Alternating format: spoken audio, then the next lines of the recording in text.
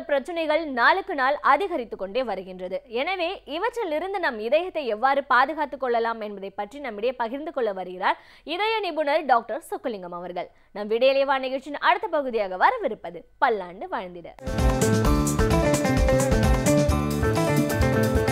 அன்பு நேயர்களே, காலை வணக்கம். மீண்டும் உங்கள் சந்திப்பதில் மகிழ்ச்சியும் பெருமையும் அடைகின்றேன். போன வாரம் தொடர்ச்சியாக இந்த வாரம் அந்த இரத்த அழுத்தத்தை பற்றி உங்களுக்கு விளக்கமாக சொல்லணும்னு பார்க்குறேன்.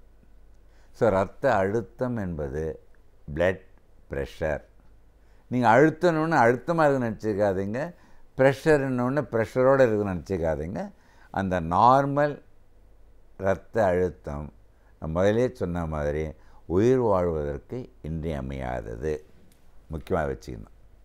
சரி, அந்த இரத்த அழுத்தம் இல்லாமல் இருக்கின்றோம் வச்சுங்க, எந்த உறுப்புகளும் வேலை செய்யாது.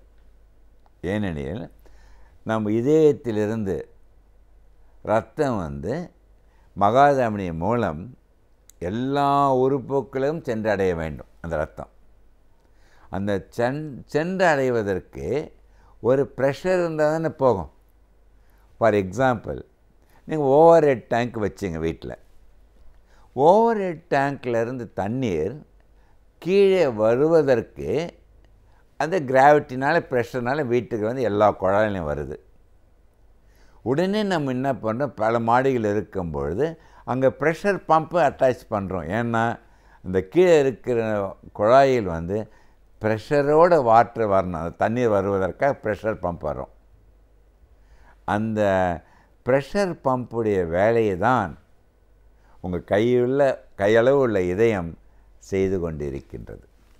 ஏன் இந்த கருத்தை சொல்லுகின்றேன், அது அடுத்த வாரம் சொல்ல போகிறேன். எந்த ப்ரெஷர் எப்படி வருதுன்னு உங்களுக்கு நான் சொல்ல வைக்கிறேன். சரி, அந்த ப்ரெஷரே இல்லை வச்சுங்க, ஒவ்வொரு மனிதனின் உடம்பிலும் இப்போ ஒரு 6 அடி மனிதன் வச்சிங்களேன், 6 அடி மனிதனுடைய உடம்பில் அந்த இரத்த குழாய் அனைத்தும் ஒரு சீரான கோட்டில் வைத்து அதை நீங்கள் அளவு பண்ணி பார்த்தீங்கன்னா 6 அடி மனிதனுடைய உடலில் 1 கிலோமீட்டர் இல்லை, 10 கிலோமீட்டர், 100, 60,000 கிலோமீட்டர் இரத்த குழாய் இருக்கின்றன. அந்த 60,000 கிலோமீட்டர் இரத்த குழாய் அந்த இரத்தம் எடுத்து செல்வதால் தான் உடம்பில் இருக்கின்ற ஒவ்வொரு செல்லுகளும் வாழ்க்கை நடத்த முடியும்.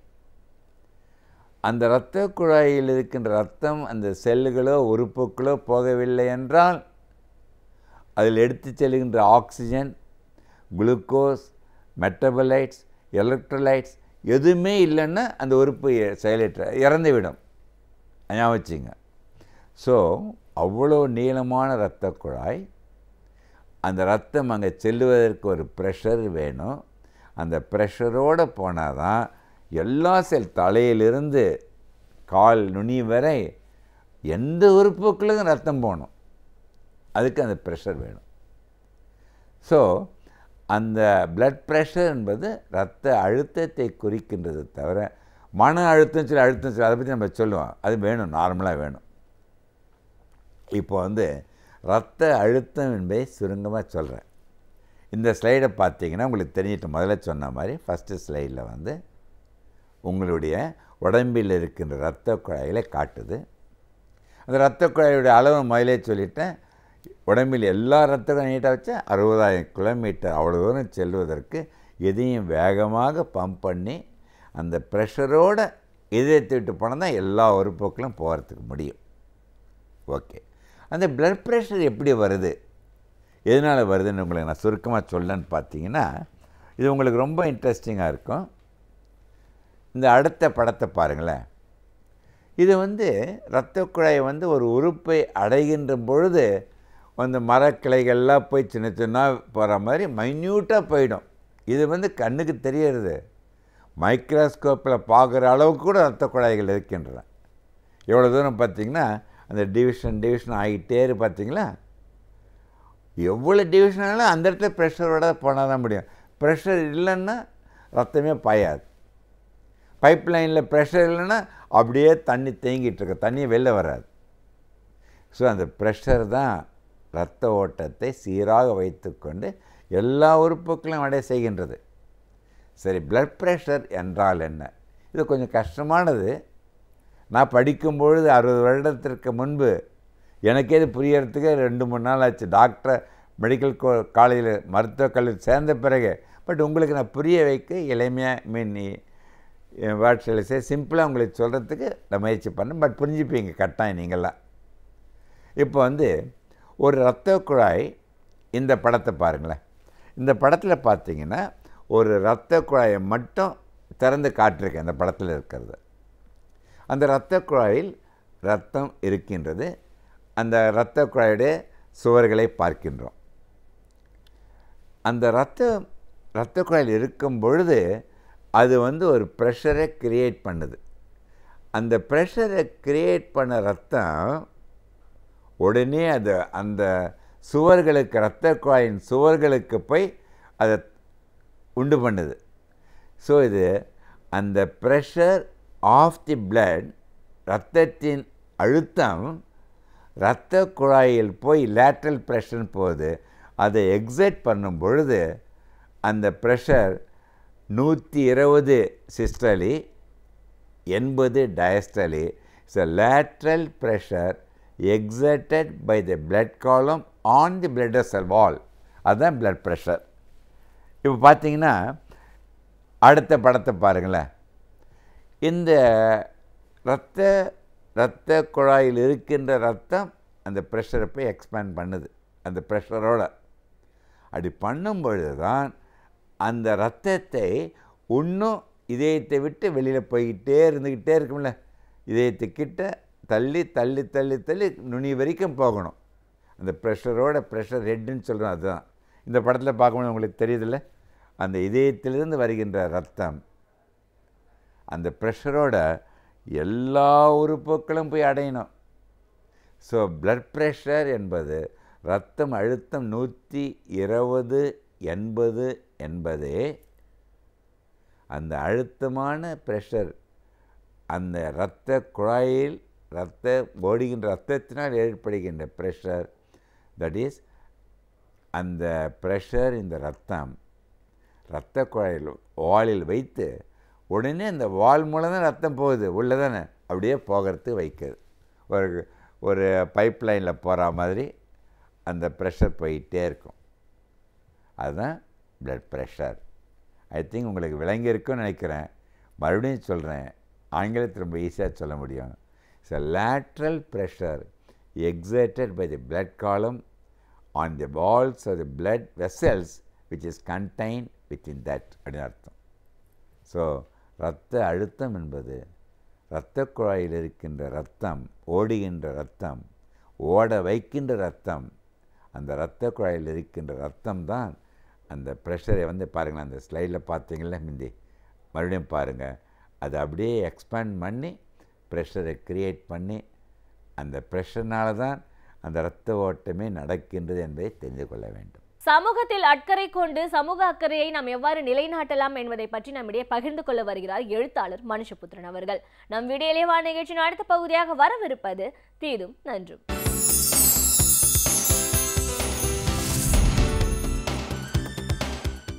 வணக்கம் நண்பர்களே, இன்னும் ஒரு இனிய காலை பொழுதில் தீதும் நன்றும் நிகழ்ச்சியில் உங்களை சந்திப்பதில் மிக்க மகிழ்ச்சி அடைகிறேன். நம்முடைய நாட்டில் நீதிமன்றங்களில் வழங்கக்கூடிய பல தீர்ப்புகள் அல்லது நீதிமன்றங்கள் சொல்லக்கூடிய பல அபிப்பிராயங்கள், இந்த அபிப்பிராயங்களுக்கும் தீர்ப்புகளுக்கும் நடைமுறையில் இருக்கக்கூடிய யதார்த்தத்திற்கும் இடையே ஒரு பெரிய இடைவெளி இருக்கிறது. நீதிமன்றங்கள் அபிப்பிராயங்களையும் தீர்ப்புகளையும் வழங்குகிற போது உண்மையிலேயே அதை நடைமுறையில் எப்படி செயல்படுத்துவது என்பதை குறித்த ஒரு பார்வைகளையும் கொண்டிருக்க வேண்டும். நடைமுறையில் இருக்கக்கூடிய சிக்கல்களையும் அது புரிந்து கொள்ள வேண்டும் என்பதுதான் மக்களுடைய எதிர்பார்ப்பாக இருக்கிறது.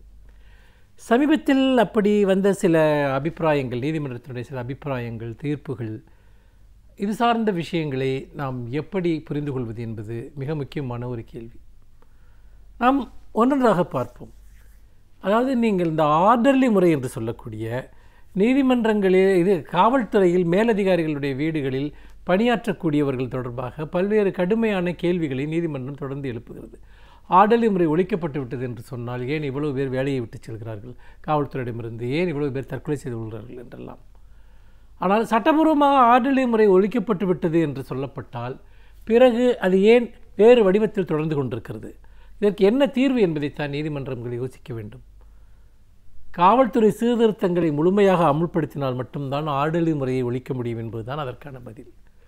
மாறாக காவல்துறையை நோக்கி எழுப்பப்படுகிற இந்த கேள்விகளுக்கு காவல்துறை உயரதிகாரிகள் தங்களுக்கு சாதகமான பதிலைத்தான் அளிப்பார்கள். அல்லது சட்டப்படி எல்லாவற்றையும் செய்துவிட்டு நடைமுறையில் வேறொரு அமைப்பை பின்பற்றுகிற ஒரு முறைதான் இங்கு இருக்கிறது. அந்த அடிப்படையில் பார்க்கிற போது இது நீதிமன்றங்கள் கேட்கக்கூடிய கேள்விகளுக்கு உரிய பதில்கள் அல்ல, உரிய சீர்திருத்தங்களை எப்படி செய்வது, அடிப்படை கட்டமைப்பை எப்படி மாற்றியமைப்பது என்பதில் தான் அடிமட்டத்தில் இருக்கக்கூடிய காவல்துறை ஊழியர்களுக்கான நியாயத்தை பெற்றுத்தர முடியும். அதே போல் நீதிமன்றத்தில் சமீபத்தில் வந்த இன்னொரு முக்கியமான ஒரு தீர்ப்பு என்பது கணவன் மனைவி விவகாரத்தில் மூன்றாவது நபர் தலையிடக்கூடாது, கட்ட பஞ்சாயத்து செய்யக்கூடாது, அது சட்டப்படி குற்றம், தண்டனைக்குரிய குற்றம் என்று சொல்கிறது. கேட்பதற்கு இந்த விஷயம் என்பது மிகவும் இனியதாக இருக்கிறது. பல சமயங்களில் இந்த கட்ட பஞ்சாயத்து செய்யக்கூடியவர்கள் என்பவர்கள் இதில் மிகவும் ஒரு மோசமான விளைவுகளை ஏற்படுத்துகிறார்கள் என்பதையெல்லாம் நாம் பார்க்கிறோம். ஆனால் நிறைய நேரங்களில் நம்முடைய குடும்ப அமைப்பு சார்ந்து இருக்கக்கூடிய சிக்கல்கள் அப்படி இருக்கிற போது எப்பொழுதுமே குடும்பம் என்ற அமைப்பிற்குள் ஒரு கணவன் மனைவியர் அவர்கள் தங்கள் குடும்பத்தை சார்ந்தவர்களோடு சம்பந்தப்பட்டே தான் தங்களுடைய எல்லா முடிவுகளையும் எடுக்கிறார்கள். அவர்களோடு சம்பந்தப்பட்டுத்தான் எல்லா பிரச்சனைகளும் இருக்கின்றன.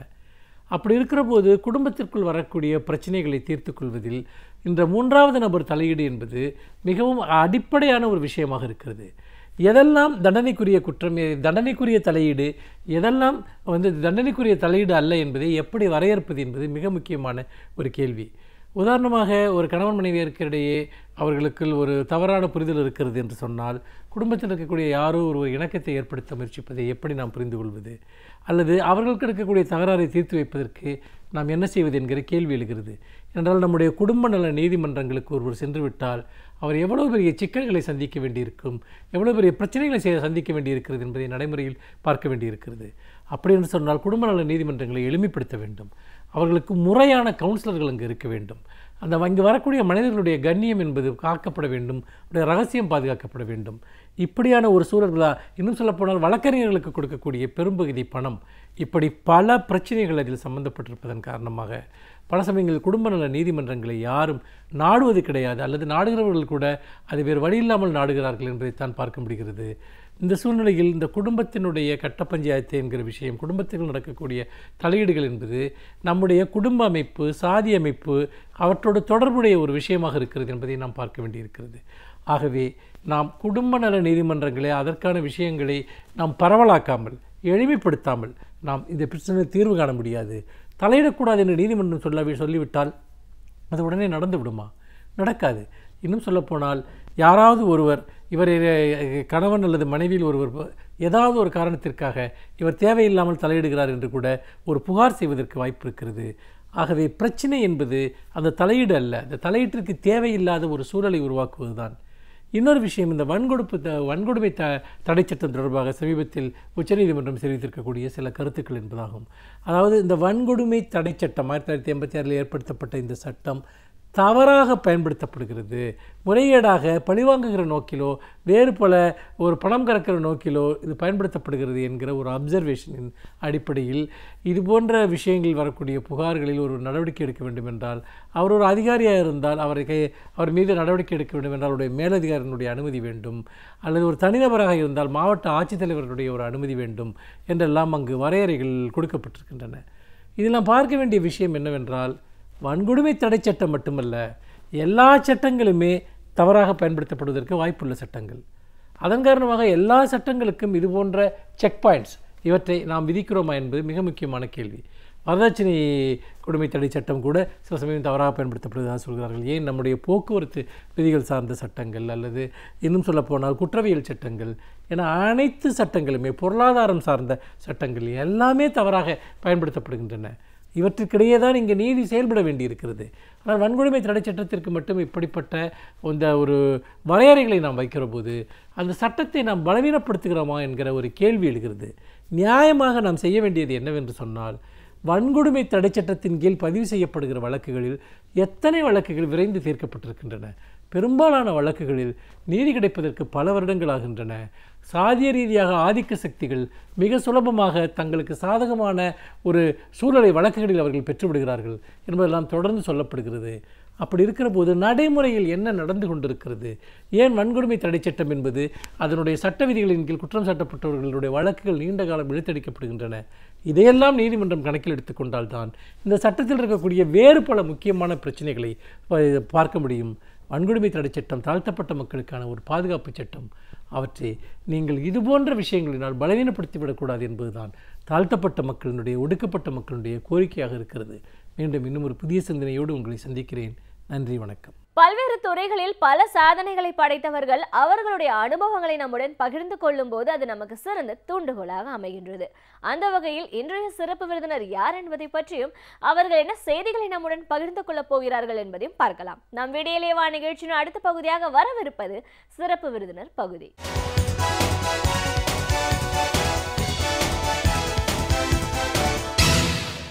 வணக்கம் நேயர்களே, விடியலே வா நிகழ்ச்சியின் சிறப்பு விருந்தினருக்கான நேரம் இது. இன்றைய சிறப்பு விருந்தினர் சமூக செயல்பாட்டாளர் திருமதி எஸ் மனோன்மணி. ஒரு சமூக செயல்பாட்டாளராக இன்றைய அரசியல் சூழல் எப்படி இருக்குது, தமிழ்நாட்டை பொறுத்த வரைக்கும் எப்படி ஒரு அபாயகரமான ஒரு சூழல் இன்றைக்கி ஏற்பட்டிருக்கு, மக்கள் பல விஷயங்களுக்காக இன்றைக்கி வீதியில் இறங்கி போராடிட்டு இருக்காங்க. ஒரு செயலற்று போன அதிமுக அரசினால் எந்த மாதிரியான ஒரு பாதிப்புகளை நாம் இன்றைக்கி சந்திச்சுட்டு இருக்கோன்னு பல விஷயங்களை, கருத்துக்களை நாம் அவங்கக்கிட்ட கேட்டு தெரிஞ்சுக்கலாம். வணக்கம் மேடம். வணக்கம். ஒரு சமூக செயல்பாட்டாளராக முதல்ல எங்கள் நிகழ்ச்சிக்கு உங்களை நாங்கள் வரவேற்கிறோம் மேடம். நன்றி. ஒரு சமூக செயல்பாட்டாளர் அப்படின்னு வரும்போது சமூகத்தில் ஒவ்வொரு காலகட்டத்திலையும் ஒரு விதமான ஒரு பிரச்சனைகள் இருக்கும். பெண்களுக்கு ஒரு பிரச்சனை இருக்கும், குழந்தைங்களுக்கு ஒரு கல்வி இப்படின்னு வரும்போது ஒரு காலகட்டத்திலையும் நிறைய நம்ம பிரச்சனைகள் பார்த்துருக்கோம். ஆனால் இன்றைக்கி ஒட்டுமொத்த தமிழகமும் பார்த்திங்கன்னா முக்கியமான பல தேவைகள், இதையெல்லாம் ஒருமித்த குரலில் நம்ம குரல் கொடுக்க வேண்டிய ஒரு கட்டாயமான ஒரு சூழலுக்கு வந்திருக்கும். பாதுகாக்க வேண்டிய அரசாங்கம் மக்கள் நலன் சார்ந்த பல விஷயங்களில் மக்களுக்கு எதிரான ஒரு நிலைப்பாட்டை மத்திய அரசோட கைகோர்த்து எடுத்ததுனால இன்னைக்கு போராட்டம் அப்படின்ற ஒரு சூழல் ஏற்பட்டிருக்கு. அதையும் குறிப்பிட்டு சொல்லணும் அப்படின்னும் போது காவிரி நதிநீர் பங்கீடுன்னு வரும்போது பல ஆண்டு காலமாக ஒரு நீண்ட போராட்டத்திற்கு பிறகு மேலாண்மை வாரியம் அமைக்கணும்னு சொல்லி 6 வார கால கெடு கொடுத்ததுக்கப்புறமா அதெல்லாம் முடிகிற ஒரு காலகட்டத்தில் அதில் ஒரு சந்தேகம் இருக்குது. ஸ்கீம்னா என்னன்னு அரசாங்கம் போகுது. மாநிலத்தோட நலனில் அக்கறை இருக்க வேண்டிய அதிமுக அரசு இந்த மாதிரியான ஒரு நேரத்தில் மிக கடினமாக குரல் எழுப்ப வேண்டிய ஒரு சூழலில் மத்திய அரசுக்கு இன்னும் இணக்கமாக போகிறதா நம்ம பார்க்குறோம். ஸ்டெர்லைட் ஆலைக்காக மூடணும்னு சொல்லி ஒரு பக்கம் போராடுறாங்க. இன்னைக்கு ஹைட்ரோ கார்பன் திட்டம், இப்படி பல விஷயங்கள் ஒரு கொந்தளிப்பான ஒரு சூழல் இன்னைக்கு தமிழகத்தில் இருக்குது. ஒரு சமூக செயல்பாட்டாளராக இந்த மாதிரியான ஒரு விஷயங்கள் மக்கள் மத்தியில் எப்படி இருக்குது அப்படிங்கிறத நீங்கள் நேரடியாக போய் பார்த்த அனுபவம் இருக்கும். இன்னைக்கு இது சார்ந்த விஷயங்களை தான் நம்ம முழுமையாக பேசணும். இன்றைய ஒரு சூழலில் 5 ஆண்டு கால அதிமுக ஆட்சியிலும் சரி, ஜெயலலிதா அவர்கள் மறைவுக்கு பிறகுமான இந்த இப்போ 2 ஆண்டு கால ஆட்சியிலையும் சரி, அவங்களோட தொடர்ச்சியிலையும் சரி, தமிழக மக்கள் நலன் அப்படின்னு பார்க்கும்போது இன்னைக்கு எந்த அளவுக்கு நம்ம பாதிக்கப்பட்டிருக்கோம்? பாதிக்கு எந்த அளவுக்குன்னு இப்போ அது ஒரு மதிப்பீடு பண்ணுறதுக்கான வாய்ப்பு இல்லை. ஏன்னா எங்கே திரும்பினாலும் பாதிப்பு என்பது வந்துக்கிட்டு இருக்கு. குறிப்பாக விவசாயத்துறை. நீங்கள் 3 போகம் விளைவிச்ச தஞ்சை, நாகை, காவிரி டெல்டா பகுதிகளில் கிட்டத்தட்ட 2 இதாக ஆரம்பித்தாங்க. இப்போ 2 முடிஞ்சு 2 போகம் போய் இப்போ 3வது போகத்தில் 2 2லேருந்து முதல் போகமாக இப்போ வந்திருக்கு. அப்போது அது பல இடங்களில் இந்த காவிரி டெல்டா பகுதியில் இருக்கிற இந்த நீர்வரத்து குறையிறதுனால பாலைவனமாக மாற்றப்பட்டிருக்கு காவிரி பாசன பகுதிகள். அப்போது விவசாயம் என்பது முற்றிலும் அழிந்துடுச்சின்னு சொன்னால் நம்ம நாட்டில் யாருக்குமே சாப்பாடு கிடைக்காதுன்னு ஆட்சியாளர்களுக்கும் தெரியும். அப்போது இதில் எவ்வளோ தூரம் கவனக்குறைவாக இருந்திருக்கிறாங்கங்கிறதான் நம்ம இதில் பார்க்க வேண்டிய விஷயம். நீங்கள் காவிரி நதிநீர் பங்கீடு பிரச்சனை என்பது இன்றைக்கி நேற்று வந்ததில்லை, பல ஆண்டுகளாக இருந்திருக்கு. ஆனால் ஆட்சிகள் மாற்றங்கள், மத்தியில் ஆட்சி மாறி இருக்குது, மாநிலத்தில் ஆட்சி மாறி இருக்குது. எல்லாமே இன்றைக்கி எப்படி பண்ணியிருக்காங்கன்னா அதை ஒரு முடிவுக்கு கொண்டுக்கிட்டு வராத நிலைமையில் தான் இருக்காங்க. இன்றைக்கி இருக்கக்கூடிய சூழ்நிலை என்பது எங்கு திரும்பினாலும் போராட்டம். குறிப்பாக நம்ம காவிரி 6 வாரத்துக்குள்ளே உச்சநீதிமன்றம் ரொம்ப எதிர்பார்த்து ஒரு தீர்ப்பு ஒன்று வருது. அந்த வர தீர்ப்பில் வந்து என்ன எதிர்பார்க்குறாங்க ஜனங்க, ரொம்ப சந்தோஷமாக பங்கீடு நீர் வரும் அப்படின்னு. அதுலேயும் வந்து கர்நாடக அரசு நீர் பங்கீடுலேயும் குறைச்சி வந்திருக்கு. இப்போ அதை எதிர்த்த ஒரு போராட்டம் தமிழக அரசுக்கோ அதிமுக அரசுக்கோ கிடையாது. அப்போது ரெண்டாவது வந்து இந்த தீர்ப்பில் வந்து 6 வாரத்துக்குள் பதில் சொல்லணும் அப்படின்னு சொல்கிறாங்க நீதிமன்றம் சொல்லும்போது கொஞ்சம் நமக்கு சந்தோஷத்தை கொடுத்துருந்தாலும் இந்த 6 வாரத்துக்குள்ளே ஒரு கேள்வி திரும்ப உச்ச நீதிமன்றம் ஒரு கேள்வியே போட்டிருக்காங்க. அப்போது இதில் வந்து நாங்கள் இப்படித்தான் சொன்னோம் அப்படித்தான் சொன்னோன்னு ஒரு விதமான திசை திருப்புற வேலையை நீதிமன்ற அந்த போக்குகள் என்பது ரொம்ப கவலை அளிக்குது. ஒரு பிரச்சனைக்கு தீர்வு காண்ற மாதிரியே இல்லை. இப்போ இன்னும் எத்தனை தலைமுறைகள் காவிரி நதிநீர் பிரச்சனைகளில் காத்துக்கிட்டு இருப்பாங்க அப்படிங்கிற கேள்வி தான். இப்போ அந்த போராட்டம் தான் இன்றைக்கி தமிழகம் முழுவதும் நடந்துக்கிட்டு இருக்கு. தமிழக அரசு அதில் வந்து ஜெயலலிதா அம்மையார் இருந்த அப்போவும் அதில் வந்து ஒரு சர்க்கிள் தான் இருந்தது. இப்போ அதை விட மிகப்பெரிய சர்க்கிள், ஒரு எதிர்த்து கேட்கக்கூடிய ஒரு திராணி இல்லாத ஒரு அரசாங்கமாக தமிழகத்தில் இருந்துக்கிட்டு இருக்குங்கிறதா இப்போதைய நிலைமை நமக்கு முன்னாடி படம் பிடிச்சி காட்டுறது. விவசாயிகளோட எந்த குறையும், டெல்லியில் போய் மிகப்பெரிய போராட்டங்கள் நடத்திக்கிட்டு இருந்தாங்க விவசாயிகள், என்னென்னவோ போராடி பார்த்தாங்க, மலம் தின்ற போராட்டம் நடத்தினாங்க, அப்புறம் அவங்க நிர்வாணமாக கூட நின்று போராடினாங்க. இந்த அரசுகள், மத்திய அரசுக்கும் மாநில அரசுக்கும் எந்த ஒரு விதமான அக்கறையும் இல்லாததை தான் அதை காட்டுச்சு. அப்படி ஏராளமான போராட்டங்கள் நடந்துக்கிட்டு இருக்குது. இப்போ வரக்கூடிய போராட்டங்களும் இருக்குது. பொதுவாகவே செவடங்காதில் ஊதின சங்கு மாதிரி தான் இன்றைக்கி அதிமுக அரசாங்கம் இருந்துக்கிட்டு இருக்கு. ஒரு பயத்தில் தமிழகத்தில் ஆட்சி ஆண்டுக்கிட்டு இருக்காங்க. மாநில அரசை மத்திய அரசு ஏதாவது செய்து விடுமோ அப்படிங்கிற ஒரு பயத்தில் இருக்காங்க. இப்போ அவங்க 2 நாளைக்கு முன்னாடி என்ன அறிவிக்கிறாங்க, உண்ணாவிரதம்னு அறிவிக்கிறாங்க. எங்கேயாவது ஒரு மாநில அரசு, மத்திய அரசு வந்து 50 எம்பிக்களை வச்சுக்கிட்டு நாடாளுமன்றத்துக்குள்ளே இருக்கிற ஒரு அரசு, அவங்க வந்து இதுக்கு என்ன தீர்வு அப்படிங்கிறத உடனடியாக நின்று அதுக்கு ஒரு மக்கள் நலனுக்காக மனசுக்குள்ளே இருந்தால் செஞ்சுருப்பாங்களே. இன்றைக்கி வந்து அவங்க உண்ணாவிரதம்னு போகிறாங்க. இப்போ இது எல்லாமே ஒரு கண் துடைப்பு வேலை தான். போராட்டங்கள் ஒரு பக்கம் நடந்துக்கிட்டு இருக்குது, வேதனைகள் ஒரு பக்கம் நடந்துக்கிட்டு இருக்குது. டெல்டா பகுதியில் விளைநிலங்கள் ஒரு பக்கம் வறண்டு போய் கிடக்கு, பாலைவனமாக இருக்குது. இதை எதை பற்றியும் கவலைப்படாத வந்து நாங்கள் பேசுகிறோம், நாங்கள் தகவலை சொல்கிறோம் அப்படின்ற தமிழக அரசாங்க பதில் என்பது ரொம்ப கவலை அளிக்குது. இன்னும் எதிர்காலத்தில் எப்படிப்பட்ட போராட்டங்களை முன்னெடுத்து செஞ்சு சென்றாலும் அதுக்கு எந்த பதிலுமே கிடைக்காத ஒரு செவடங்காதில் ஊதின சங்கு மாதிரி இன்றைக்கி அவங்க செயல்பட்டுக்கிட்டு இருக்காங்க. ரொம்ப கவலை அளிக்கக்கூடிய ஒரு காலகட்டமாக நாம் வாழ்ந்துக்கிட்டு இருக்கோம் அப்படிங்கிறது தான் இந்த காலகட்டங்கள். கண்டிப்பாக மேடம். இப்போது இந்த ஒரு பிரச்சனை ஒரு பக்கம் இருக்குன்னாலும் இதோட தீவிரம் அடங்குறதுக்குள்ளேயே ஸ்டெர்லைட் ஆலை அதை வந்து மூடணும் அப்படின்னு பல ஆண்டுகளாக தூத்துக்குடி மக்கள் போராடிட்டு இருந்தாலும் அந்த இன்னொரு யூனிட் தொடங்குறதுக்கான ஒரு அனுமதியை வந்து மாநில அரசாங்கம் கொடுத்ததுக்கப்புறம் தான் இது ஒரு பெரிய போராட்டமாக வெடிச்சிருக்கு. ஆல்ரெடி இருக்கிற ஒரு பிளான்ட்டையே அதை மூடணும். அதனால் அந்த தூத்துக்குடி மக்கள் எவ்வளோ தூரம் பாதிக்கப்படுறாங்க அப்படிங்கிறதுக்காக குரல் கொடுத்து அங்கே மக்கள் போராடுறாங்க. இன்னைக்கு பள்ளி கல்லூரி மாணவர்களும் அந்த போராட்டத்தில் இறங்கியிருக்காங்க. அப்படின்னும் போது இன்னொரு ஆலை திறக்கிறதுக்கான ஒரு ஒப்புதல் அப்படிங்கிற போது இன்னும் எந்த நிலைக்கு இதை கொண்டு போகுன்ற ஒரு பயம் ஏற்படுது இல்லைங்களா? இங்கே அடுத்தடுத்து பிரச்சனைகள் வந்துக்கிட்டே இருக்குது. சரி செய்யறதுக்கான அரசாங்கங்களாக இல்லை அப்படிங்கிறது தான் இதை பார்வை. இங்கே வந்து 1994 வந்து மகாராஷ்டிராவிலேருந்து இங்கே டெஸ்டில் அந்த ஆலை வரும்போது அந்த ஆலையை வந்து இங்கே வைக்கக்கூடாது அப்படிங்கிற மிகப்பெரிய போராட்டங்கள்லாம் நடந்துச்சு. அன்னையிலேருந்து அந்த தேதியில் வருஷத்துலேருந்து இந்த வருஷம் வரைக்கும் போராட்டங்கள் நடந்துக்கிட்டு தான் இருக்குது. ஒரு 2 வருஷத்துக்குள்ளே அந்த மக்கள் அதை புரிஞ்சுக்கிட்டாங்க. இது எப்படிப்பட்ட மோசமான விளைவுகளை ஏற்படுத்துது அப்படிங்கிறத புரிஞ்சுக்கிட்டாங்க. இப்போ என்ன நிலைமை அப்படின்னா ரொம்ப கடுமையாக இருக்குது. மனிதன் வாழ முடியாத ஒரு சூழ்நிலை அங்கே ஏற்பட்டிருக்கு.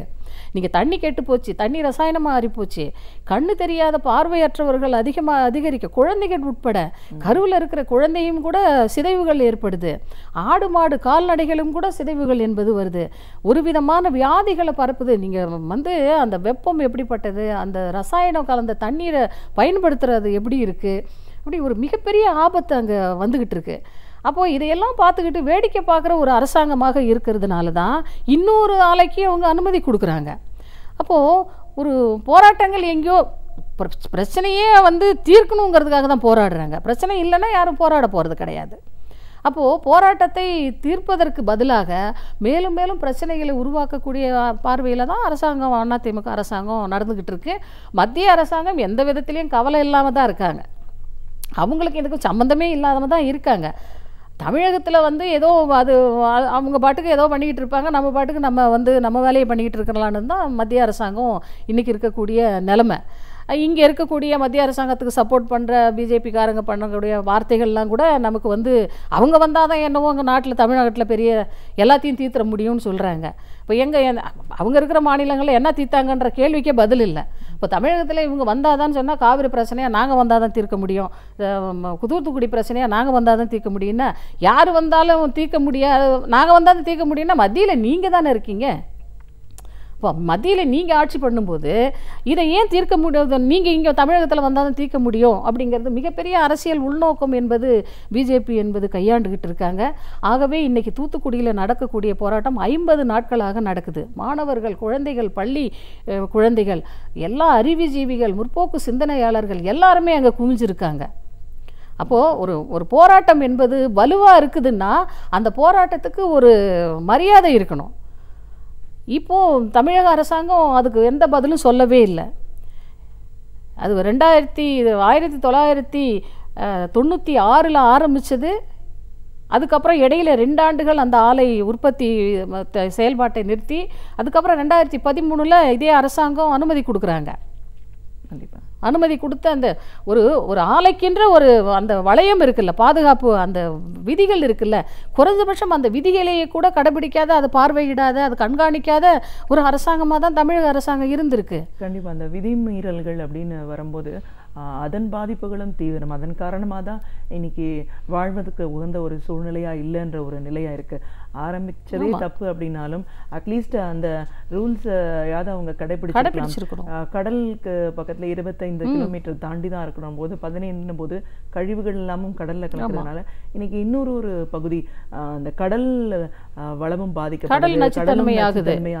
அப்போ கடல் வாழ் உயிரினங்கள், அப்புறம் இன்னொரு அந்த சமுதாய மக்களோட வாழ்வாதாரம், இப்படிப்பட்ட ஒரு பிரச்சனையும் அங்கே அதிகமாயிட்டு இருக்கிறது. ஆமாம், ரொம்ப அபாயகரமானது.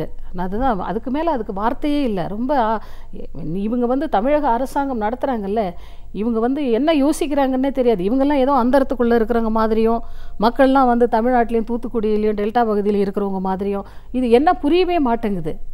இப்போ ஒரு உயிரை எப்படி பார்க்குறாங்கங்கிறது தான்.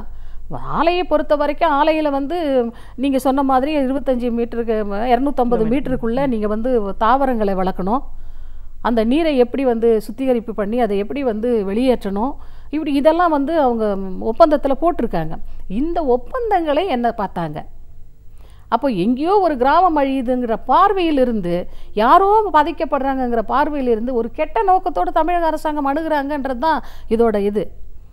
எந்த தலைமுறை அங்கே வந்து இருக்க வாய்ப்பு இல்லை. நீங்கள் வந்து கால்நடைகளாக இருந்தாலும், உயிரினங்களாக இருந்தாலும், மனிதர்களாக இருந்தாலும் யாருமே அங்கே வந்து இந்த போக்கை நீடிச்சிட்டாங்கன்னா, அப்போ உடனடியாக இந்த கோரிக்கையை என்னென்னா, உடனடியாக கருவில் எனது அக்கால், நான் செய்தி ஒன்று பார்த்தேன், எனது அக்கால் கருவில் உள்ள கரு கலைந்து விட்டது, அதற்கால் நான் போராட்டத்தில் பங்கேற்கிறேன்னு ஒரு தம்பி போய் உட்கார்ந்துருக்காரு.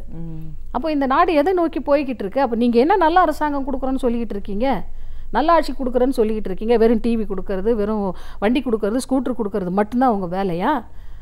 ஒரு வாழ்வாதாரத்தை பாதிக்கக்கூடியது, உயிர்களை பாதிக்கக்கூடியது, அதையெல்லாம் தடுத்து நிறுத்துறதுக்கு பதிலாக இப்படி நாங்கள் உண்ணாவிரத திசை திருப்புற வேலைகள் நிறையா இருக்குது, போராட்டங்களை ஒடுக்கிற வேலை நிறையா இருக்குது.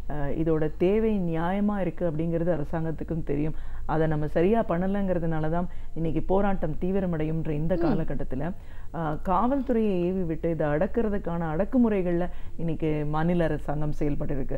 காவல்துறையோட அணுகுமுறை மாணவர்கள் என்றும் பாராமல் மிக தீவிரமாக இருக்கிறது நம்ம பார்க்குறோம் இல்லைங்களா? ஆமாம், நீங்கள் வந்து ஒரு கோரிக்கையை வச்சு போராடக்கூடாது. அப்படி போராடுன்னா அவங்க ஒரு கொடுக்குற இடத்த போய் போராடணும். இப்போ வந்து நீங்கள் வந்து வாக்கிங் கூட போக முடியாது பீச் மெரினா கடற்கரையில். அப்போது மக்கள் எங்கே போய் சொல்லுவாங்க? இளைஞர்கள் இன்றைக்கி வந்து இளைஞர்கள் தன்னெழுச்சியாக இந்த நாட்டோட கொடுமைகளை எதிர்த்து அவங்க ஒரு மிகப்பெரிய ஒரு இயக்கத்துக்கு அவங்க போகிறாங்க. அதுதான் ஜல்லிக்கட்டு, அதுதான் உதாரணம் நமக்கு முன்னாடி. ஒரு நாடு என்பது ஒரு அரசு தவறான பாதையில் செல்லும்போது அதை எதிர்த்து குரல் கொடுப்பது தான் மக்களோட உரிமை. இப்போ அரசாங்கம் அமைப்பதும் மக்களோட உரிமைக்காக தான் பண்ணுறாங்க. அப்போ அந்த உரிமை மீறல் வரும்போது எங்கேயாவது ஒரு இடத்துல கூடுறதுக்கு தான் இருக்கும். இதை ஒடுக்கிறதுக்கு காவல்துறை என்பது அரசாங்கத்தோட பின்னாடி இருக்கிறவங்க தானே. அது பத்தாதுன்னு மத்திய அரசாங்கம் என்னென்னலாம் சொல்லுதோ அதுதான். கூடக்கூடாது, அவங்க குரலை எழுப்பக்கூடாது, கோரிக்கை வைக்கக்கூடாது, இயக்கங்கள் நடத்தக்கூடாது.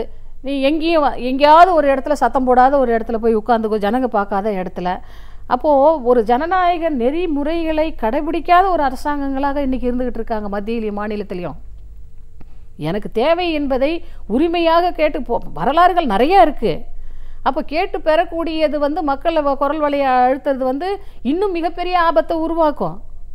நீங்கள் ஜனநாயக குரலை நெரிக்க ஆரம்பிச்சிட்டாங்கன்னு வச்சுங்க, யாருமே அதில் தப்ப முடியாது. கோபங்கள் ஓரளவுக்கு தான் தாங்க முடியும், போராட்டங்களை ஓரளவுக்கு தான் நீ ஒடுக்க முடியும். காவல்துறை அத்துமீறல் என்பது கண்ணா பின்னான்னு போடுறாங்க. ரெண்டு பேர் வண்டியில் போனாவே ஓரங்கட்டி நிறுத்துகிற காவல்துறை 2 வீலரில் பல கோடி ரூபாய் கொள்ளையடிச்சிக்கிட்டு போகிறவங்களாம் என்னன்னு கேட்க போகிறது கிடையாது. நடந்து போகும்போதே ஃபோன் பேசிக்கிட்டு போனால் ஃபோனை பிடிங்கிட்டு போயிடுறோம் நம்ம நாட்டில். இது ஏதோ தமிழகம் அமைதி பூங்காவாக இருக்குது, இந்தியா அமைதி பூங்காவாக இருக்குங்கிற ஒரு தோற்றத்தை உருவாக்குறாங்க. எங்கே பார்த்தாலும் நம்ம அடக்குமுறையை ஏவி விட்டால் ரோட்டுக்கு வரமாட்டாங்கன்னு நினைக்கிறாங்க. அது தப்பான பார்வை. ஒரு போராட்டத்தை நாம் ஒடுக்குவதனால அந்த போராட்டம் ஒடுங்கி மூலையில் உட்காருங்கிறது மிக மோசமான பார்வை. போராட்டம் மேலும் வெடிக்குமே தவிர கோரிக்கைகள் மேலும் மேலும் அரசாங்கத்துக்கு திரும்ப திரும்ப போய்கிட்டு இருக்கோம். இந்த பார்வையிலிருந்து இவங்க அணுகிறது கிடையாது. ஆகவே மத்திய மாநில அரசுகள் போராட்டத்தை ஒடுக்கிறது, காவல்துறையை ஏவி விடுவது, பொய் வழக்குகளை போடுவது, இளைஞர்களை தேடி கண்டுபிடிச்சி பொய் வழக்கு போடுவது, மாற்றுத்திறனாளியும் கூட தப்புறது கிடையாது. மாற்றுத்திறனாளிகளோட போராட்டம் அவங்க பண்ண போராட்டம் வெற்றி பெற்றிருக்கு, ரொம்ப பாராட்ட வேண்டிய விஷயம். 2 இடத்துல அவங்க தருமபுரியிலையும் இன்னொரு நாமினேஷன் பண்ணலாம், அதை கொஞ்சம் தடுத்து நிறுத்தலாம் அப்படின்னு அதை நிறுத்தி வச்சுருக்காங்க. அதுவே பெரிய விஷயந்தான்.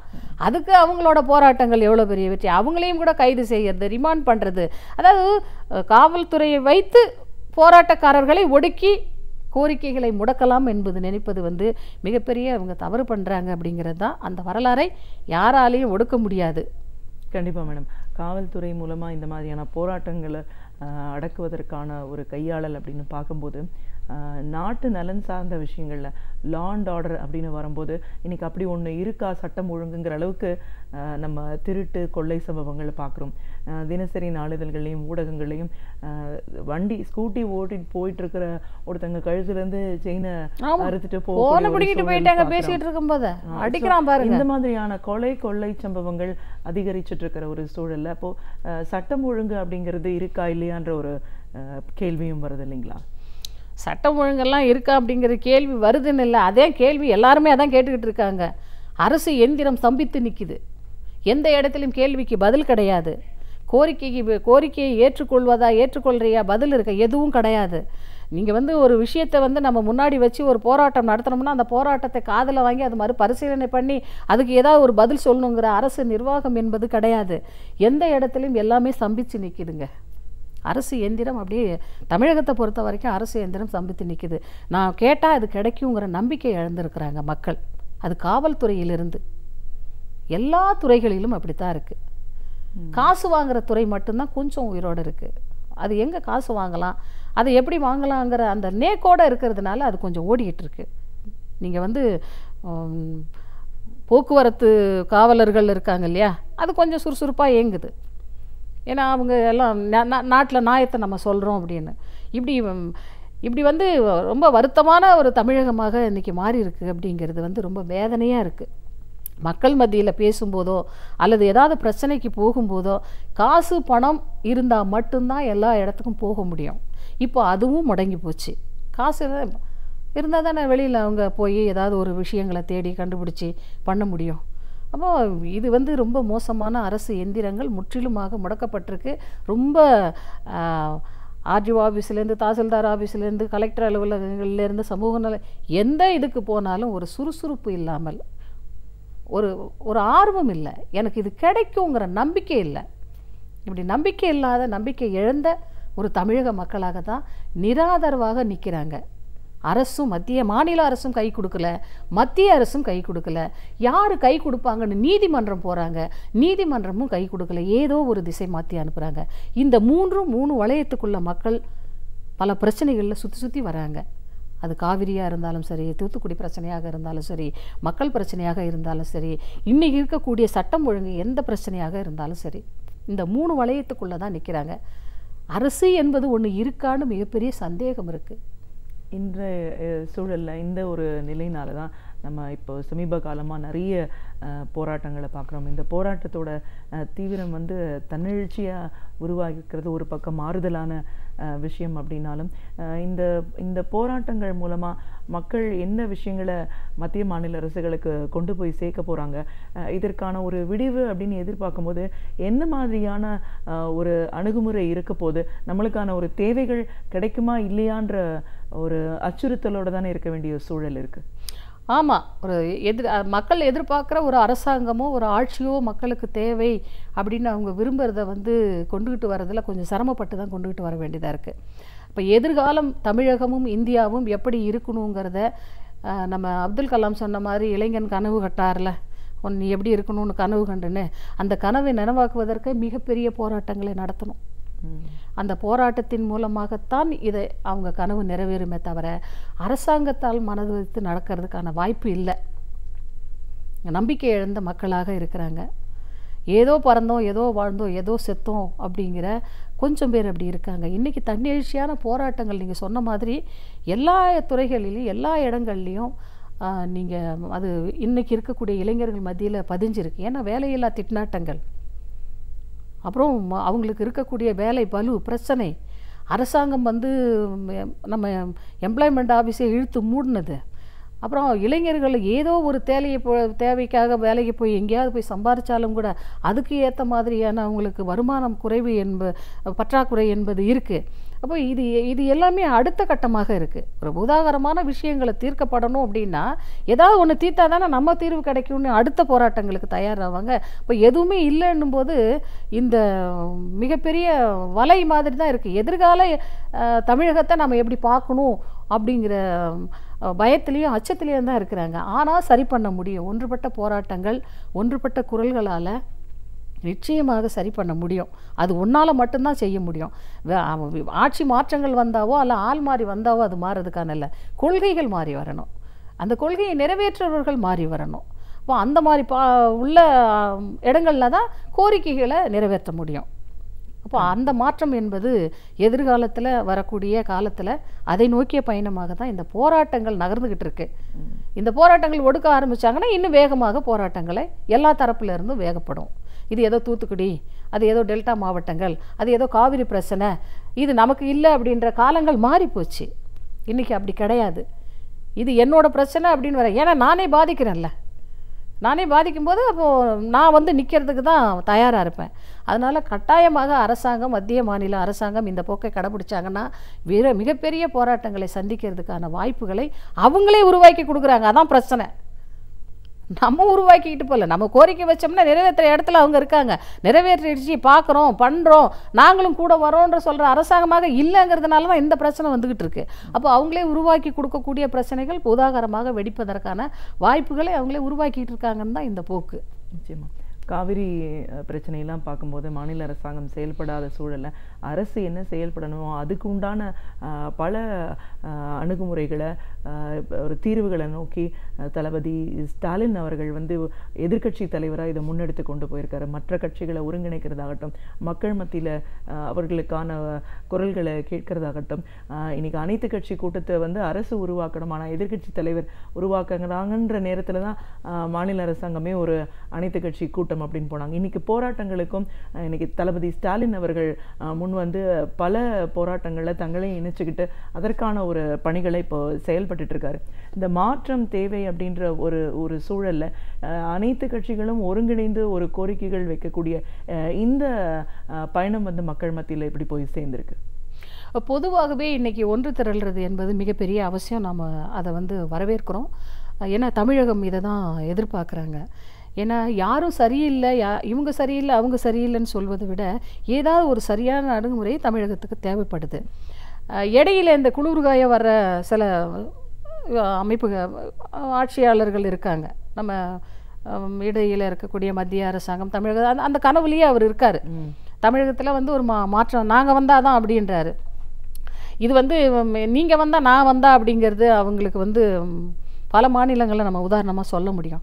ஆனால் தமிழகத்தை பொறுத்த வரைக்கும் இன்றைக்கி இருக்கக்கூடிய இந்த அமைப்புகள் ஒன்று சேர்ந்திருப்பது ஒரு கோரிக்கைக்கு முன்னாடி, ஒரு குடைக்கும் பின்னாடி ஒரு கோரிக்கையை வென்றெடுக்க ஒன்றா சேர்ந்துருக்கிறது என்பது மிக வரவேற்கப்பதான் ஜனங்க பார்க்குறாங்க.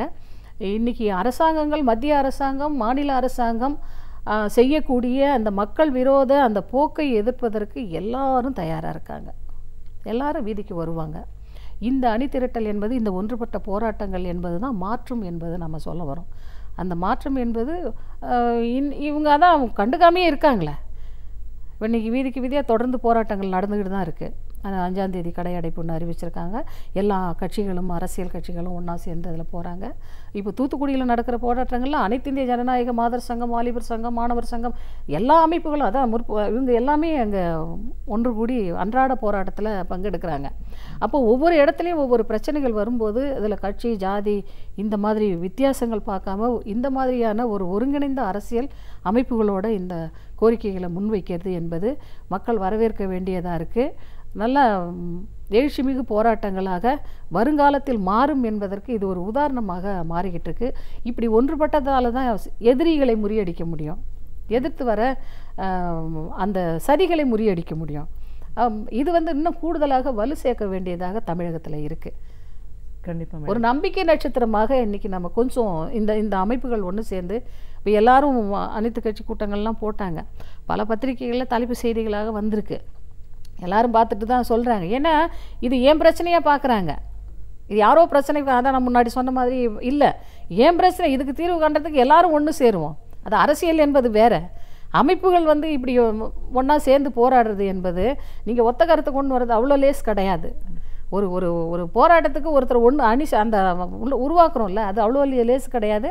அதுக்கு முன்முயற்சி எடுப்பது என்பது ரொம்ப பாராட்ட வேண்டிய விஷயம். இது இன்னும் வேகப்படுத்த வேண்டியது, முன்னேற வேண்டிய ஒரு போராட்டங்கள். கண்டிப்பாக மேடம். ஒரு சமூக செயல்பாட்டாளராக இன்றைய சூழலில் அரசியல் எப்படி போயிட்டுருக்கு, தமிழகம் எவ்வளோ தூரம் ஒரு வஞ்சிக்கப்பட்டிருக்கு, அவங்களோட ஒரு நலனுக்காக இன்றைக்கி மக்கள் எல்லாம் தன்னெழுச்சியாக திரண்டு போராட வேண்டிய ஒரு சூழல் ஏன் ஏற்பட்டிருக்கு, மாநில அரசாங்கத்தோட ஒரு செயலற்ற தன்மை காரணமாக இன்றைக்கி நம்ம எவ்வளோ பாதிப்படைஞ்சிருக்கோம், இதுலேருந்து மீண்டு வரணும் அப்படின்னா இந்த போராட்டங்களோட ஒரு தீவிரம் மூலமாகவும் அனைவரும் ஒன்றிணைவது மூலமாக மட்டும்தான் நம்ம அதை சாதிக்க முடியும் அப்படின்னு உங்களோட பார்வைகளை எங்களோட நீங்கள் பதிவு செஞ்சதுக்கு நன்றி. நன்றி. நாள்தோறும் பல புதிய தகவல்களை நம் முன் வைக்கும் பேராசிரியர் சுபவீர பாண்டியன் அவர்கள் இன்று என்ன தகவலை நம் முன் வைக்கப் போகிறார் என்பதை பார்க்கலாம். நம் விடியலேவா நிகழ்ச்சியின் அடுத்த பகுதியாக வரவிருப்பது ஒன்றே சொல் நன்றே சொல்.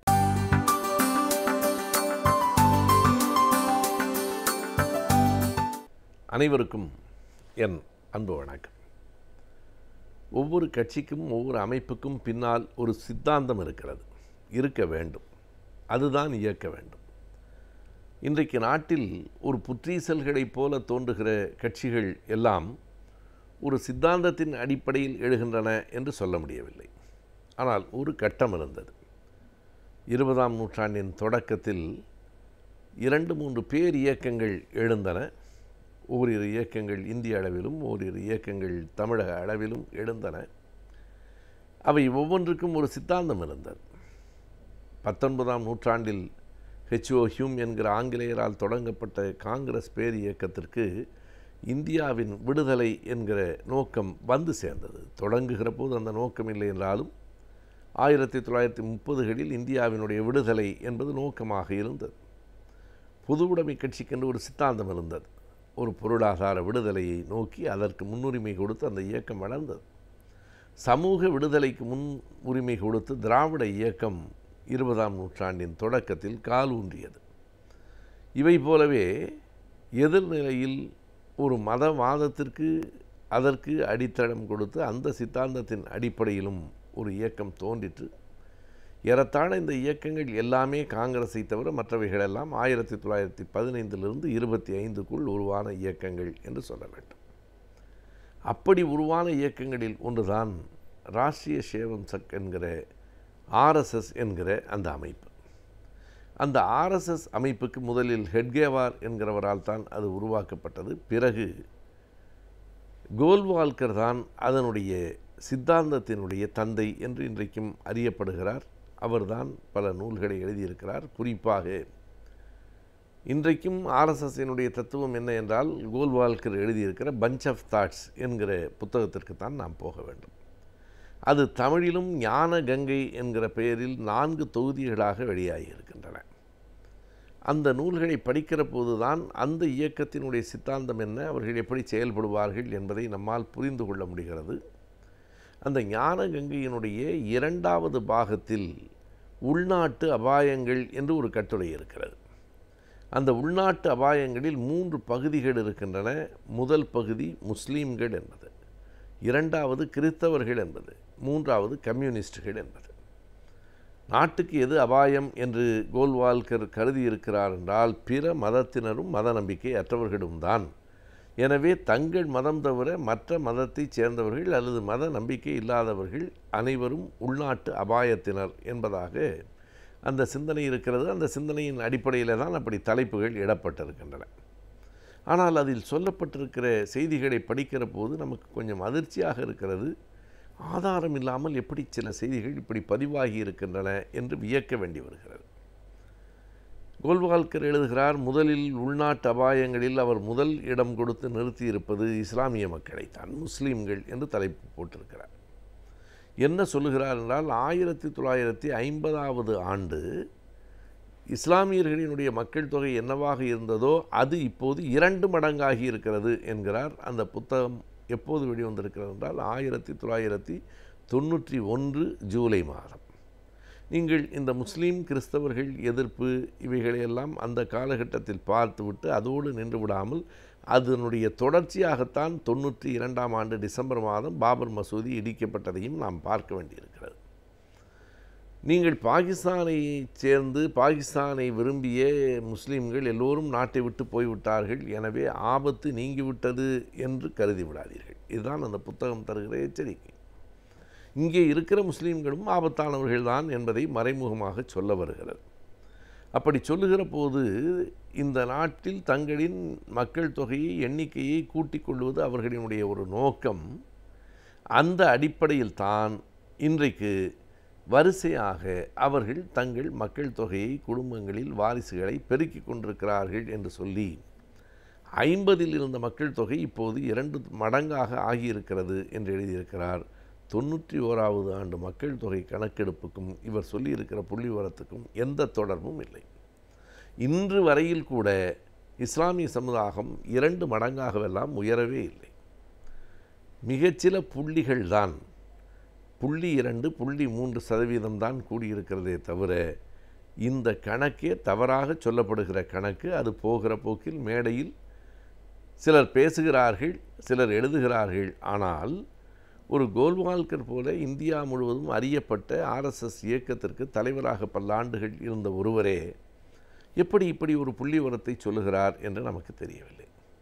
அடுத்து இன்னொன்றை அவர் எழுதுகிறார், இந்த இஸ்லாமியர்கள் மெல்ல மெல்ல இந்த நாட்டையே தங்களுடைய நாடாக ஆக்கிக்கொள்ள வேண்டும் என்று பார்க்கிறார்கள், தங்கள் ஆதிக்கத்தை நிலைநிறுத்த வேண்டும் என்று நினைக்கிறார்கள். அதனாலே தான் அந்த பள்ளிவாசல்களுக்கு அருகில் இந்துக்கள் ஒரு இசை மேளத்தை முடக்கி கொண்டு போனால் எங்கள் மனம் புண்படுகிறது, நாங்கள் தொழுகையில் இருக்கிற போது இப்படி மேளச்சத்தம் இசை சத்தம் கேட்கக்கூடாது என்கிறார்கள். அதற்கு இவர் ஒரு தீர்வு சொல்லுகிறார். அப்போதுதான் அடடா இப்படியெல்லாம் கூட சிந்திக்க முடியுமா என்று நமக்கு தோன்றுகிறது. பள்ளிவாசலை ஒட்டி இசை முழக்கத்தோடு போனால் உங்கள் மனம் புண்படுகிறது என்றால், அதாவது தொழுகை நடக்கிற நேரத்தில் நீங்கள் வேண்டுமானால் ஒன்று செய்யுங்கள், எந்த விதமான ஊர்வலமும் வராது, இசை சத்தம் முடக்கம் எதுவும் கேட்காது, பேசாமல் கொண்டு போய் காட்டில் உங்கள் பள்ளிவாசலை கட்டிக்கொள்ளுங்கள், அங்கே போய் தொழுகை செய்யுங்கள் என்கிறார். இந்த வரி அப்படியே இருக்கிறது. ஞானகங்கையினுடைய 2வது பாகத்தில் உள்நாட்டு அபாயங்கள் என்னும் தலைப்புக்கு கீழ் வருகிறது. எனவே இஸ்லாமிய சகோதரர்களுக்கு அவர் தருகிற ஒரு பரிந்துரை, நீங்கள் உங்கள் பள்ளிவாசல்களை காட்டில் கொண்டு போய் கட்டிக்கொள்ளுங்கள், எந்த விதமான ஊர்வலமும் அரவமும் இருக்காது, நீங்கள் அமைதியாக இருக்கலாம் என்று இவ்வளவு பெரிய யோசனையை அவரால் சொல்ல முடிந்திருக்கிறது. அடுத்ததாக 2வது கிறித்தவர்கள் என்று ஒரு தலைப்பு இருக்கிறது. அந்த கிறித்தவர்கள் தலைப்பில் அவர் வைக்கிற மையமான செய்தி ஒன்றே ஒன்றுதான், கிறித்தவர்கள் இங்கே பள்ளிக்கூடங்களை கட்டியிருக்கிறார்கள், மருத்துவமனைகளை உருவாக்கியிருக்கிறார்கள், உண்மை. இவையெல்லாம் தொண்டு செய்வதற்காக அல்ல, தங்கள் மதத்துக்கு மற்றவர்களை மாற்றுவதற்காக. இது அவர் வைக்கிற குற்றச்சாட்டு. இதற்கு அவர் காட்டுகிற சான்று, நியோகி என்று ஒரு நீதிபதியின் தலைமையில் நடந்த குழு, உண்மையறியும் குழுவும் இதைத்தான் கண்டறிந்திருக்கிறது. அதற்கு முன்னால் இந்தியாவினுடைய குடியரசுத் தலைவராக இருந்த ராஜேந்திர பிரசாத் அவர்கள் இந்த கிறிஸ்தவர்கள் நடத்துகிற பள்ளிக்கூடங்களை போய் பார்த்து விட்டு வந்து என்ன சொன்னார் என்றால், நீங்கள் செய்கிற தொண்டு மிக பெரியது தான், ஆனால் இதை மதமாற்றத்துக்கு பயன்படுத்தாதீர்கள். அதற்கு கிறிஸ்தவர்கள் சொன்னார்களாம், எங்களுக்கு நோக்கமே அதுதானே, மதமாற்றம் இல்லாமல் நாங்கள் எதற்காக இதையெல்லாம் செய்ய வேண்டும் என்று கேட்டார்களாம். என்ன ஆதாரம் இருக்கிறது என்று தெரியவில்லை. பிறகு கடைசியாக அந்த கட்டுரை இப்படி முடிகிறது, இஸ்லாமியர்களும் கிறிஸ்தவர்களும் ஒரு ஒப்பந்தத்துக்கு வந்து விட்டார்கள், இந்தியாவை தாங்கள் பங்கு போட்டுக் கொள்வது என்கிற ஒப்பந்தத்துக்கு வந்து விட்டார்கள்.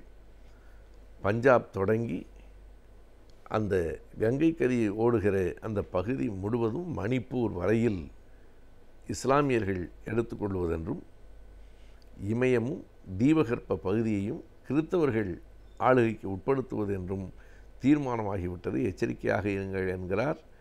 இந்த புத்தகம் 91 வந்திருக்கிறது. இந்த மத வெறுப்பு தூண்டப்படுகிற நேரத்தில்தான் 92ஆம் ஆண்டு பாபர் மசூதி இடிக்கப்பட்டிருக்கிறது. மனிதர்களாகிய நாம் ஒவ்வொருவரும் அடிப்படையான சட்டத்திட்டங்களை அறிந்திருப்பது மிகவும் அவசியமான ஒன்றாகின்றது. எனவே இன்றைய சட்டம் பகுதியில் நாம் காணவிருக்கும் சட்டத்திட்டங்கள் என்ன என்பதை பார்க்கலாம். நம் விடியலே வா நிகழ்ச்சியின் அடுத்த பகுதியாக வரவிருப்பது ஆலோசனை நேரம்.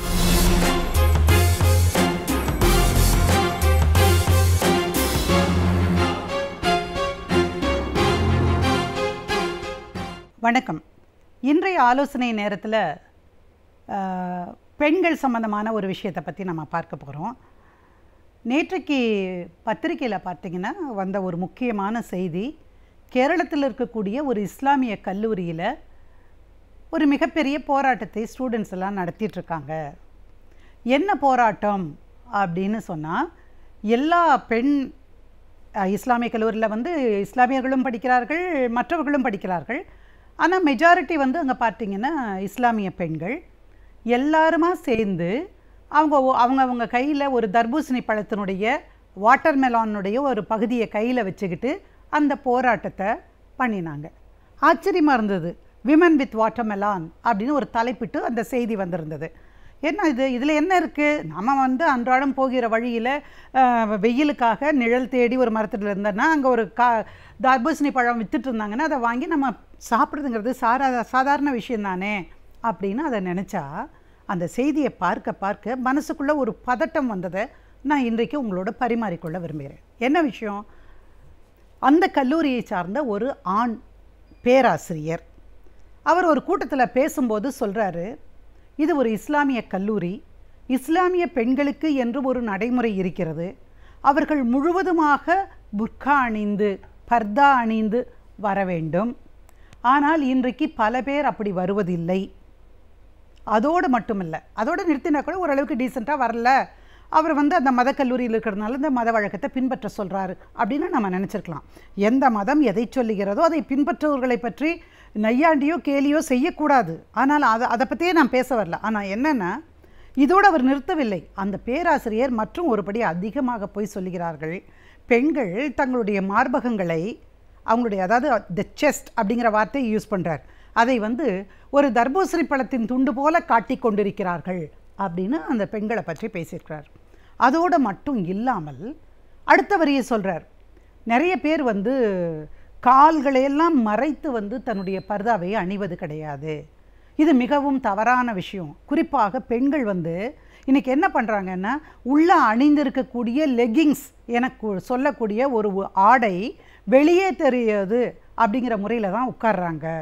இது மற்றவர்களது ஆசையை, மனசை, கிளர்ச்சியை தூண்டுகிற ஒரு விஷயமாக அமைந்துவிடும். இது இஸ்லாமுக்கு எதிரானது அப்படின்னு சொல்லிட்டு, எனக்கு என்ன இதில் பெரிய ஆச்சரியம்னு கேட்டால், பேராசிரியர் போர்டை பார்ப்பார், புத்தகத்தை பார்ப்பார், அல்லது தான் பேசுகிற அந்த சொற்பொழிவு இருக்குது பாருங்கள், லெக்சர்ஸ், அதை பற்றி அவர் செய்கிறத பற்றி கருத்தோட்டத்தோடு இருப்பார்னு பார்த்தா, இவருடைய பார்வை எங்கே போயிருக்கிறது என்று நினைக்கிற பொழுது, இந்த கல்லூரியில் படிக்கக்கூடிய பெண்களுடைய நிலையை ஒரு நிமிஷம் நான் நினச்சி பார்க்குறேன். என்ன ஒரு அநியாயம்! ஒரு ப்ரொஃபஸர் அந்த மாதிரி விஷயங்கள் இருந்திருந்தால், அப்படி அவர் சொல்லணும்னு பதிவு செய்யணும்னு இருந்தால், அவருக்கு இருக்கக்கூடிய அந்த கல்லூரியில் இருக்கக்கூடிய மற்ற பெண் பேராசிரியர்களிடம் சொல்லி, அந்த விமென்ஸ் கமிட்டி என்பது எல்லா கல்லூரிகளிலும் இருக்கக்கூடிய ஒரு விஷயம், அந்த விமென்ஸ் கமிட்டிக்கிட்ட அந்த விஷயத்தை அவர் கொண்டு போயிருக்கலாம். அனானிமஸாக கூட அதை பற்றின ஒரு விஷயத்தை எழுதி இது குறித்து நீங்கள் கவனம் செலுத்த வேண்டும் என்று கேட்டிருக்கலாம். மாறாக கல்லூரியை விட்டு வெளியே போய் நடந்த ஒரு கூட்டத்தில் அவர் அந்த மாதிரி பேசியிருக்கார். இது என்ன ஆயிடுச்சுன்னா, அவர் பேசுகிற பொழுது எல்லாம் இப்போ தான் உங்களுக்கு செல்ஃபோன் என்கிற ஒரு அற்புதமான ஒரு கருவி நம்மக்கிட்ட இருக்கிறதுனால உடனே வீடியோ ஷார்ட்ஸை எடுத்துடுறாங்க. அவர் பேசுகிறதையும் ரெக்கார்ட் பண்ணி வாட்ஸ்அப்பில் கேரளா முழுக்க அந்த விஷயம் பரவிடுது. அதற்கப்புறம் எல்லாரும் ப்ரொட்டஸ்ட் பண்ணுறாங்க.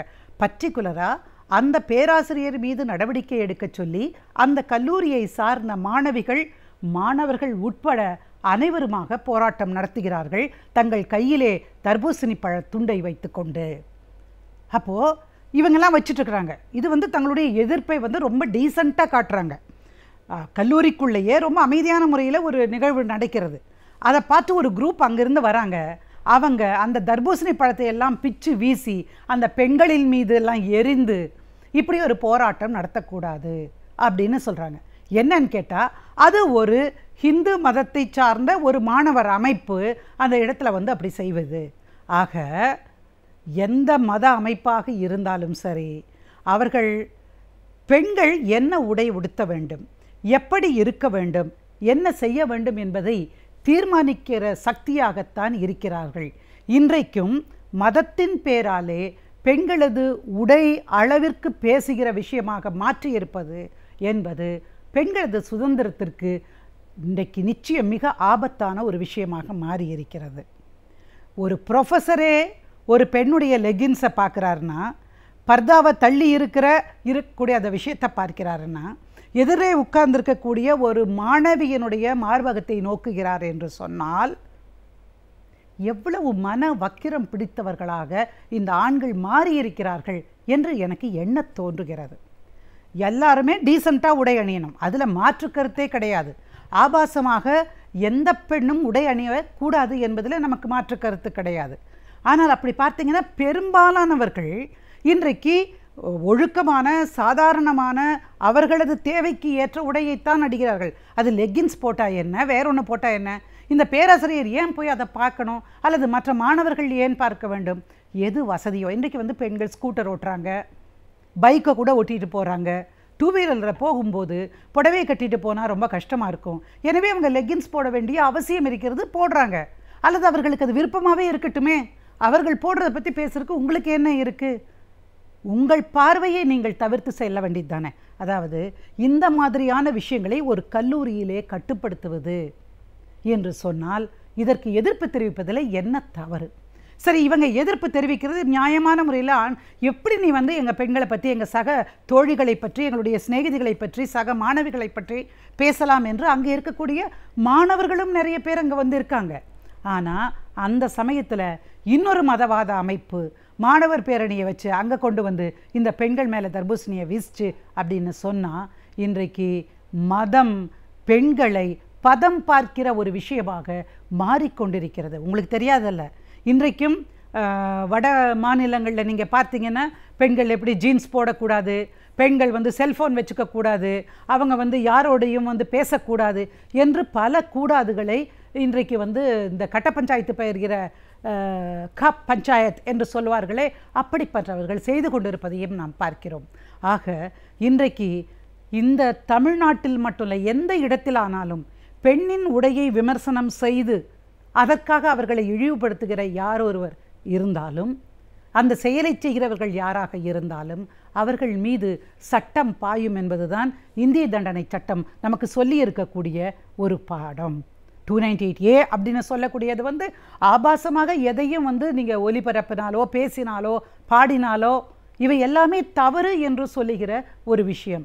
எனவே இந்த மாதிரி விஷயத்தை ஒரு பேராசிரியர் செஞ்சால் அவரை கைது செய்வதற்கு பதிலாக மாணவிகள் மீது ஒழுங்கு நடவடிக்கை எடுப்பது என்பது உண்மையிலேயே நாம் அரசியல் சாசனத்தின் நெறிமுறைகளுக்கு அடிப்படையிலே வாழ்கிறோமா, ரூல் ஆஃப் லா கீழே தான் நம்ம இருக்கிறோமா அப்படிங்கிற ஒரு கேள்வியை பல மாணவிகளுக்கு மத்தியில் எழுப்பி இருக்கிறது. வேலையின் நிமித்தமாக அல்லது வசதியின் நிமித்தமாக அல்லது கிடைப்பதை உடுத்துகிறது என்கிற பாணியிலே சில பேர் உடுத்துகிற பொழுது இப்படிப்பட்ட சொற்களை பேசுவதை பேராசிரியராக இருந்தாலும் சரி, ஒரு சாதாரண மனிதனாக இருந்தாலும் இதை நிறுத்துவது என்பது இன்றைய காலத்தின் தேவை. பெண்கள் பல்வேறு துறைகளிலே முன்னேறி கொண்டிருக்கிறார்கள். அவர்களுக்கு எது சரி என்று படுகிறதோ அந்த உடையை அணியட்டும். ஆபாசமாக இல்லாதவரை இவற்றை பற்றி பேசுவதை தவிர்ப்பது என்பது ஒரு சரியான நாகரிகத்திற்கு, சரியான கலாச்சாரத்திற்கு, சமூக ஒழுங்கிற்கு வழிவகுக்கும் என்பதை நாம் மறந்துவிடக்கூடாது. நம் மனமானது நாளுக்கு நாள் பல சஞ்சலங்களுக்கு ஆளாகின்றது. எனவே இந்த சஞ்சலங்களிலிருந்து நம் மனதை நாம் எவ்வாறு தெளிவாக பாதுகாத்துக் கொள்ளலாம் என்பதை பற்றி நம்மிடையே பகிர்ந்து கொள்ள வருகிறார் மனநல நிபுணர் டாக்டர் பதுர் மொஹிதீன் அவர்கள். நம் விடியலேவா நிகழ்ச்சி நிறைவு பகுதியாக வரவிருப்பது மனமே மனமே.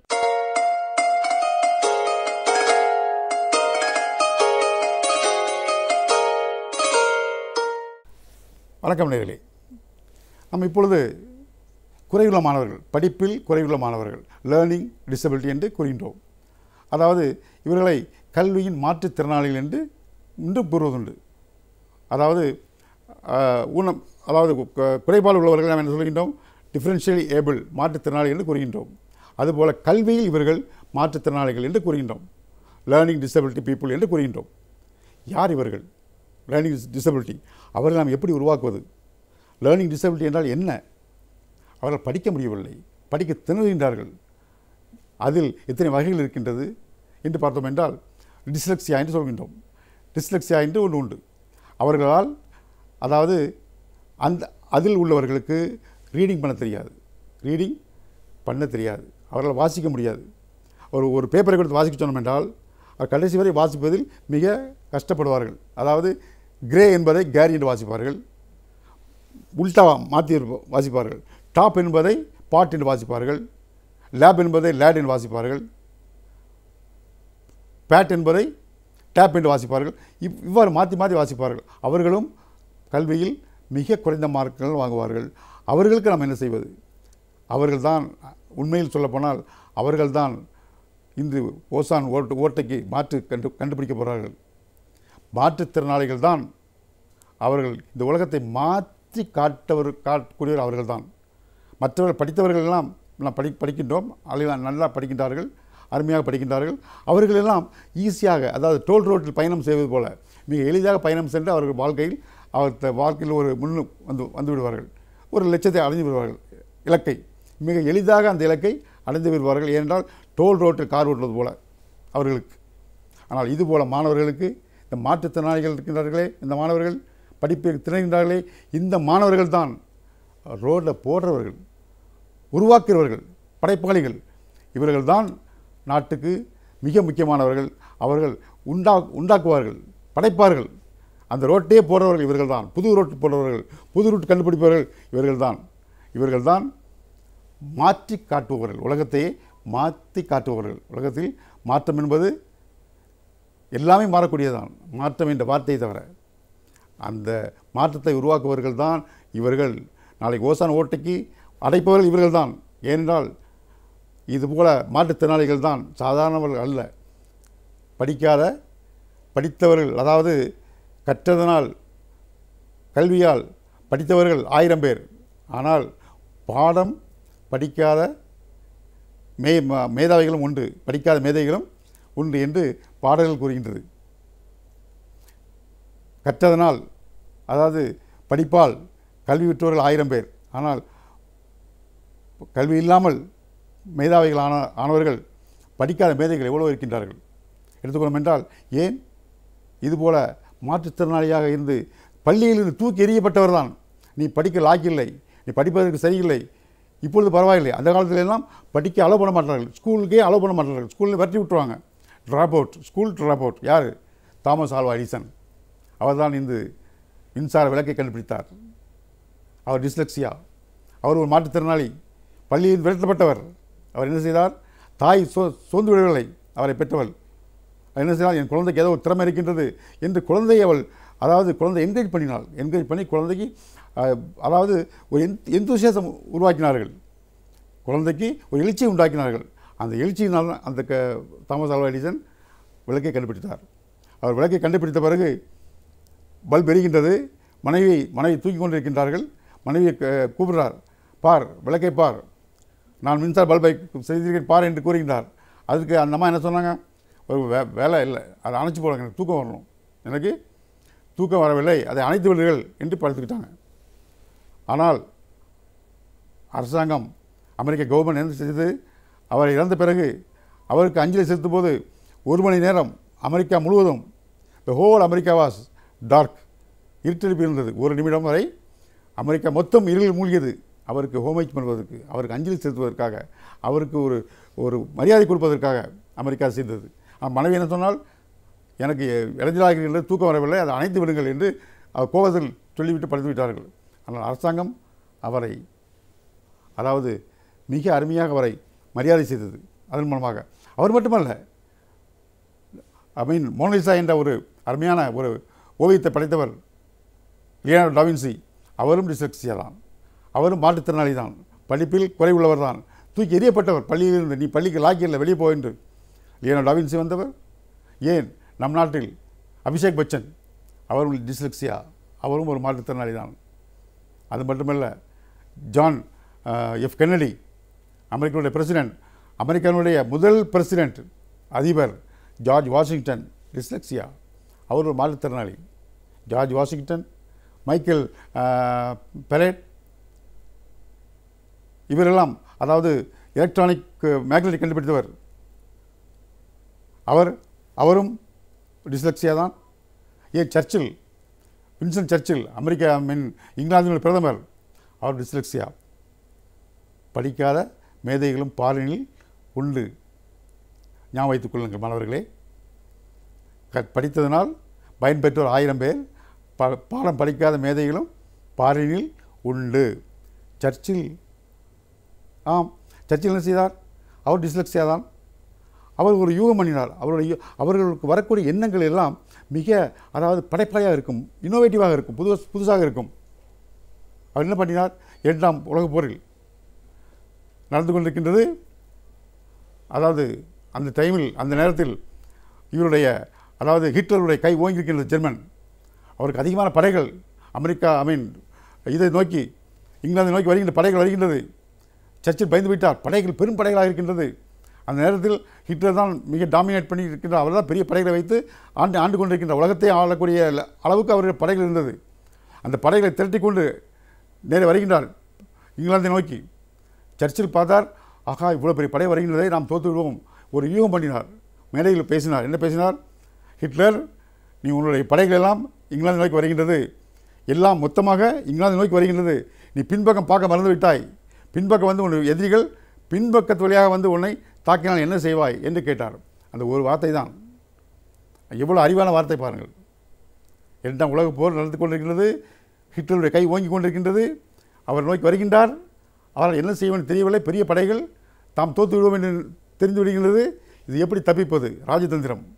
என்ன செய்தார் ஹிட்லர், நீ என்னை நோக்கி வருகின்றாய், பின்பக்கம் பார்க்கவில்லை, உன் பின்னால், உன் படைக்கு பின்னால் உன்னுடைய எதிரிகள் வந்துவிட்டால் என்ன செய்வாய் என்று சும்மா கேட்டார். உடனே ஹிட்லர் படைகளை பின்பக்கம் திருப்பி விட்டார். இங்கிலாந்து தப்பித்தது. அதுக்கு தான் அவருக்கு என்ன சொன்னார்கள், சர்ச்சிலுக்கு ஒரு பேர் வைத்தார்கள், த பிளாக் டாக் என்று பெயர் வைத்தார்கள். சர்ச்சில், வின்சன் சர்ச்சில், அவர் மாற்றுத்திறனாளி தான். ஆக மாற்றுத்திறனாளிகள் தான் மாற்றத்தை உருவாக்குபவர்கள், இந்த உலகத்தை மாற்றி அமைப்பவர்கள் அவர்கள்தான். Abhishek Bachchan, Winston Churchill, John F Kennedy, George Washington, நம்முடைய தாமஸ் ஆல்வா எடிசன், ஏன் Beethoven, the musician, the big musician, composer.